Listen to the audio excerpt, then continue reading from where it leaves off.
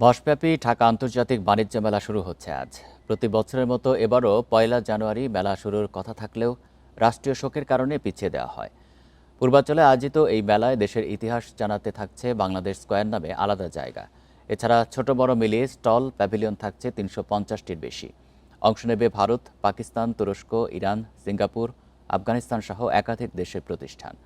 ক্রেতা দর্শনার্থীদের সুবিধায় থাকছে টিকেটিংয়ের ব্যবস্থা। দাম গতবারের মতোই ৫০ টাকা। বিনোদনের জন্য থাকছে ২টি শিশু পার্ক। মেলায় যাতায়াতের সুবিধায় রাজধানী সহ নারায়ণগঞ্জ ও নরসিংদী থেকে থাকছে বিশেষ বিআরটিসি বাস ও উবার সার্ভিসের ব্যবস্থা। এবারের মেলায় পলিথিন ব্যাগ এবং সিঙ্গেল ইউজ প্লাস্টিক ব্যবহার নিষিদ্ধ করা হয়েছে।